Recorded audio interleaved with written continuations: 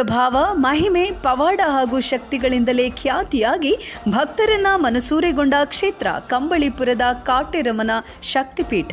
ಈ ಕ್ಷೇತ್ರಕ್ಕೆ ಬಂದು ಬಗೆಹರಿಯದ ಸಮಸ್ಯೆಗಳಿಲ್ಲ, ವಾಸಿಯಾಗದ ಕಾಯಿಲೆಗಳಿಲ್ಲ. ಇದೀಗ ಈ ಅಮ್ಮನ ಸನ್ನಿಧಾನದಲ್ಲಿ ಜುಲೈ 27ರಂದು ಉಚಿತ ಸಾಮೂಹಿಕ ವಿವಾಹದ ಪುಣ್ಯ ಕಾರ್ಯ ನಡೆಯಲಿದೆ.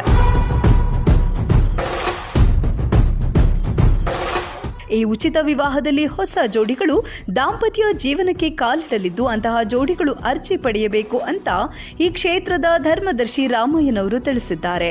ಅಷ್ಟೇ ಅಲ್ಲ, ಈ ಸಾಮೂಹಿಕ ವಿವಾಹದಲ್ಲಿ ನೀವು ಮದುವೆಯಾಗಬೇಕು ಅಂದ್ಕೊಂಡಿದ್ರೆ ನಿಮ್ಮ ಆಧಾರ್ ಕಾರ್ಡ್ ಪ್ರತಿ, ಪಾಸ್ಪೋರ್ಟ್ ಸೈಜ್ ಫೋಟೋಗಳ ಜೊತೆಗೆ ಮುಖ್ಯವಾಗಿ ಪೋಷಕರ ಅನುಮತಿ ಪತ್ರವನ್ನು ಕಡ್ಡಾಯವಾಗಿ ನೀಡಲೇಬೇಕು ಅಂತ ಧರ್ಮದರ್ಶಿ ರಾಮಯ್ಯನವರು ತಿಳಿಸಿದ್ದಾರೆ.